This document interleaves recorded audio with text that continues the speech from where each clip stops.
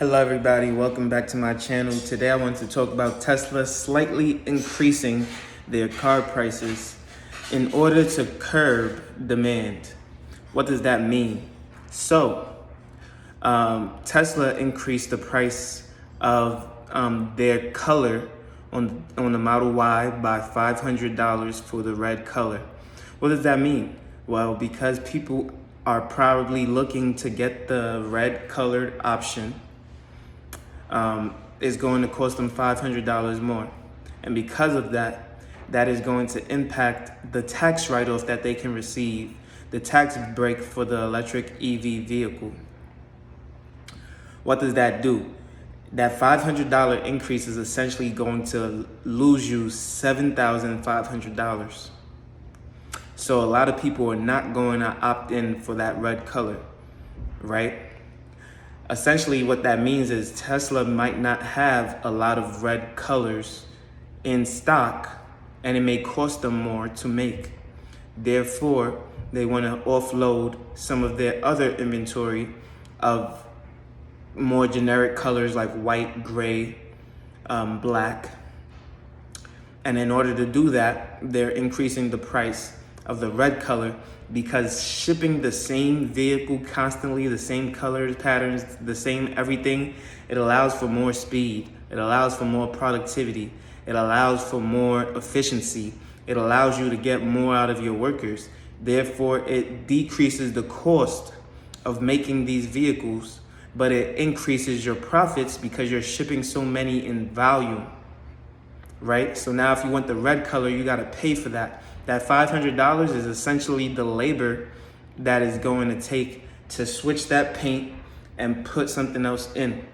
Essentially, Tesla is being smart by saying, you know what, you can still get the red rather than it being sold out. We don't want to seem as if we're trying to curve your demand, or we're trying to shift the direction in which you're going, but you will no longer receive this tax credit. It's a big blow just by going up $500. Or changing the wheels on the Model Y, on the Model 3 would also lose you your tax credit. Therefore, you're probably not going to change the wheels on the Model 3 because you don't want to pay that $2,300 more on top of losing the $7,500 tax credit. As Tesla prices have gone down in the last couple of weeks, we now see gas prices coming back up.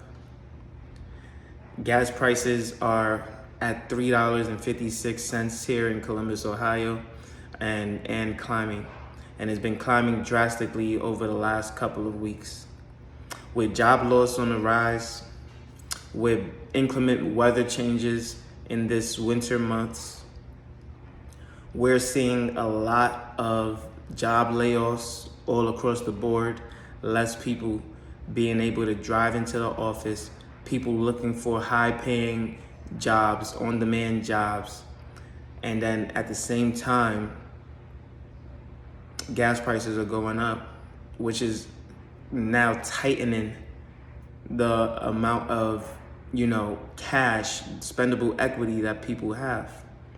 So, on top of already having high short-term interest rates, on top of housing affordability being out of control and being unable to actually buy a home at this time, we are now dealing with an increase in gas prices, which is going to also raise inflation when we look at consumer spending, because consumers may be buying all the same things, but because the cost is higher, the increase in consumer spending is going to show an increase as well, which means the Fed is going to look at that as a spike in inflation, and they're going to consider more job loss, because even if you're buying the same food, guess what?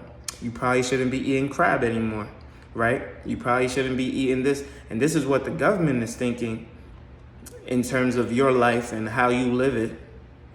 Right, they're going to try to tailor that as much as possible in order to curb inflation, in order to beat it down. And they have already said that they will not see 2% inflation in 2023. And so this is going to be long term. This is going to be a long cycle that we're in terms of high inflation, high short-term interest rates, high gas prices. We're still not meeting demand. They're not pumping more oil because they understand that people are going to be laid off soon, and they want to be ready to offload oil and not sell it for cheap this time around like they did in COVID months. So again, this economy is tough, it's rough, there's a lot going on, there's a lot of things happening. Businesses are doing everything within their power to stay profitable. They're doing everything in their power to increase efficiency, increase productivity, not lay off workers, and get the most out of them in the process.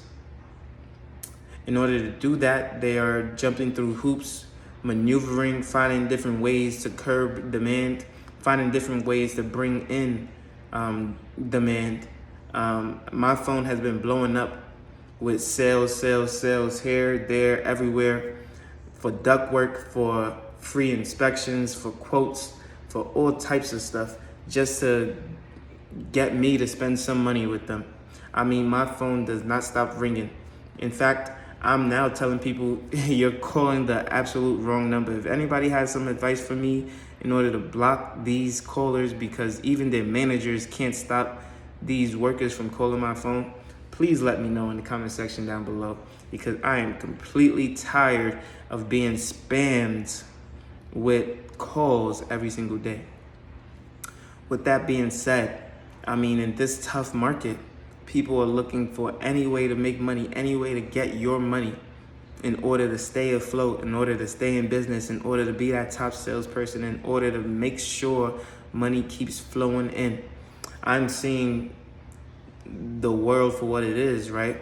A lot of people are on that customer service side where you're customer facing, you're just assisting people with their wants and needs. Maybe you work in a grocery store, maybe you work in a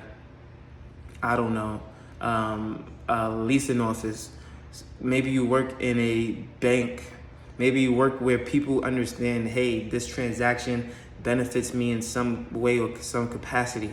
But maybe you got to sell something that a consumer doesn't truly need. And now you're seeing what it really means to have to put forth an effort in order to really get that edge within the market. Maybe you have to compete with other banks, with other offices, with other firms. And now you understand what it means to truly be a competitor in a market that is very volatile and very risk adverse.